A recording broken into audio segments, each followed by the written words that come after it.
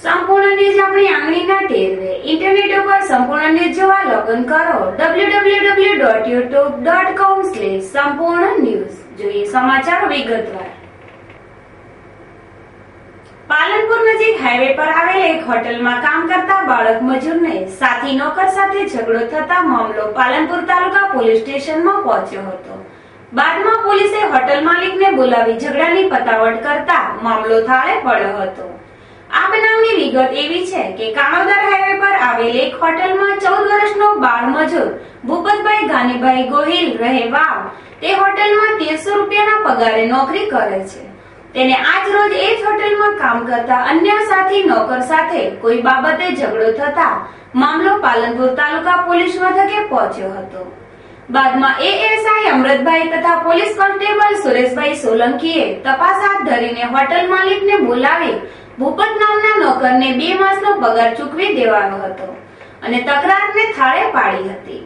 અત્યારે મેં માર્યો નોકરે, મેં કીધું મારે ગાડી મત ગાડી નોકરને કીધું મને માર્યો બરાબર માર્યો એટલે હું આવ્યો બજારમાં પોલીસ સ્ટેશનમાં। એ ભાઈ કે તાલુકા પોલીસ સ્ટેશનમાં હું પાછો જો હોટલે લુગડો લેવા એટલે કે લુગડો પૈસા કશું ના મળે કે તું મારા સ્ટાફ માણસ આવી દે પાછા કે છૂટું। મેં કીધું મારે અત્યારે ત્યારે જાઉં તો ભાઈ મને કદાચ તારાથી જે થઈ કરીને કે પોલીસ સ્ટેશન ગમે તે નહીં હાલો પગાર લુગડો। કઈ હોટલમાં કામ કરતો હતો? ખેતેશ્વરી। ખેતેશ્વરી। શેઠનું નામ શું છે? શેઠનું નામ ઢેગાજી ને ભીખોવા। બધા તે હોટલ પર દારૂ પીવાય છે? દારૂ પીએ। હોટલમાં શું થાય છે? હોટલમાં દારૂ પીવે બસ। એટલે દોરો તમે આપતા હતા કે શેઠ આપતો હતો? ના, ગાડી વાળા ના આવે એટલે ચડામાં બેસીને પી લે દારૂ। ઉલ્લેખનીય છે કે નાની ઉંમરના બાળકો બાળ મજૂર તરીકે શહેરની અનેક હોટલમાં વેટ કરે છે। ભણવાની ઉંમરે તેઓ મજૂરી કરતા હોય તેઓનું જીવન રોળાઈ રહ્યું છે। તેમ છતાં બાળ મજૂરીના દૂષણને ડામવા કાર્યરત જિલ્લા બાળ મજૂર સુરક્ષા અધિકારીઓને તપાસ કરવાની નવરાઈ મળતી નથી।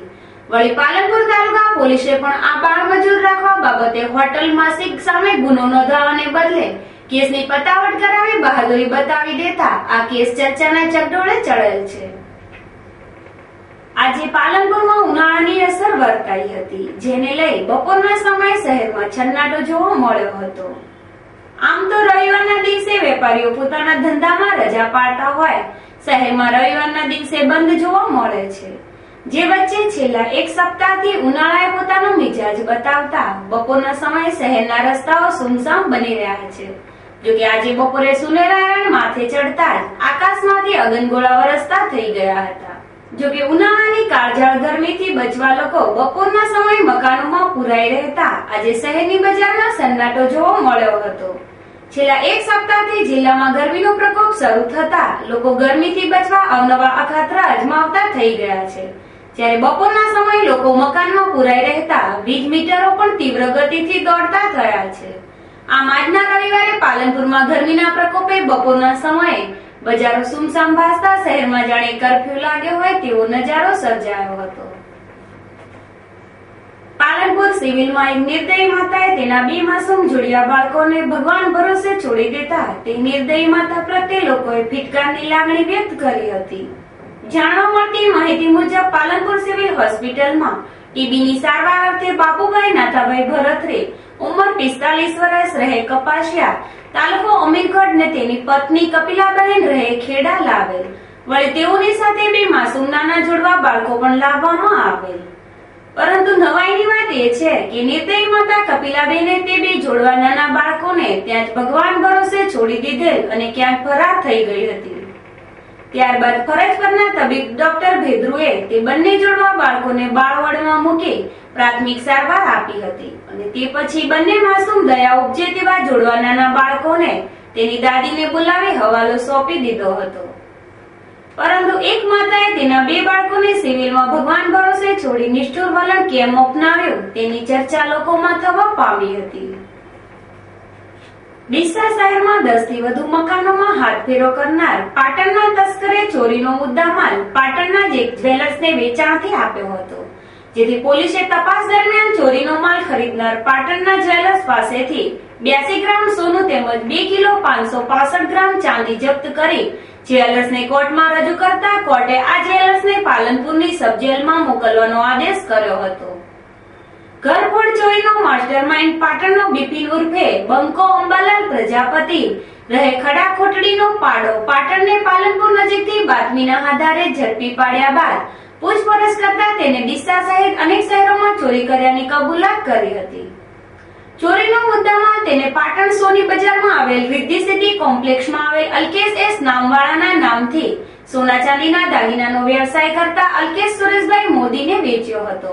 આથી ડીસા શહેર પીઆઈ અમૃતભાઈ વાહજીભાઈ સહિતની ટીમે અલ્કેશ મોદીની અટકાયત કરી તેની પાસેથી 82 ગ્રામ સોનું તેમજ 2 કિલો 565 ગ્રામ ચાંદી કબજે કરી હતી. આમ ચોરીનો માલ ખરીદવાના કારણે પાટણના જ્વેલર્સને આખરે જેલવાસ કાપવાની નોબત આવી હતી. ઉનાળાની કાળઝાળ ગરમીમાં અબોલ પશુ પક્ષીઓ પોતાની તરસ મિટાવી શકે તે માટે આજે પાલનપુરમાં સેવાભાવી યુવકો દ્વારા 450 થી વધુ કુંડાઓનું શહેરીજનોમાં નિઃશુલ્ક વિતરણ કરવામાં આવ્યું હતું અને જીવદયાની ભાવના ઉજાગર કરી હતી. પાલનપુરમાં જીવદયા સહિતની સેવાકીય પ્રવૃત્તિઓ કરતી યુથ હોસ્ટેલ ઓફ પાલનપુર દ્વારા આજે શહેરના ગિરધર પટેલ માર્ગ ઉપર અબોલ પક્ષીઓ માટે કુંડા વિતરણનો કાર્યક્રમ યોજવામાં આવ્યો હતો. યુથ હોસ્ટેલ ઓફ પાલનપુર પરિવાર તરફથી અમે દર ઉનાળે પશુ પક્ષીઓને પાણીની તકલીફ પડવાથી આ કુંડાઓનું વિતરણ કરી છે. અમે આ વખતે 400 કુંડાઓનું વિતરણ કરી રહ્યા છીએ. ઉનાળાની કાળઝાળ ગરમીમાં અબોલ પશુઓ તરસના કારણે મોતને ભેટતા હોય છે ત્યારે આ અબોલ પક્ષીઓને બચાવી લેવા પાલનપુરમાં છેલ્લા 4 વર્ષથી દર ઉનાળાની ઋતુમાં યુથ હોસ્ટેલ દ્વારા શહેરમાં પાણીના કુંડાનું વિતરણ કરવામાં આવે છે. જે પરંપરાને આગળ ધપાવતા યુથ હોસ્ટેલના સભ્યોએ આજે શહેરીજનોમાં 450 પાણીના કુંડાનું નિઃશુલ્ક વિતરણ કરી સમાજમાં જીવદયાનો સંદેશો પ્રસરાવ્યો હતો. આ પ્રસંગે યુથ હોસ્ટેલ ઓફ પાલનપુરના સભ્યો મોટી સંખ્યામાં ઉપસ્થિત રહ્યા હતા. બનાસકાંઠા જિલ્લામાં રોજ રોજ અવનવા અકસ્માતો સર્જાતા રહે છે, જેમાં અનેક માનવ જિંદગી હોમાય છે અને અનેક લોકો ગંભીર ઈજાનો ભોગ બને છે. ત્યારે પાટણથી આબુ રોડ જઈ રહેલ એક મારુતિ ગાડીને સોનગઢ નજીક માર્ગ અકસ્માત નડતા માસૂમ બાળાને ગંભીર ઈજાઓ થઈ હતી.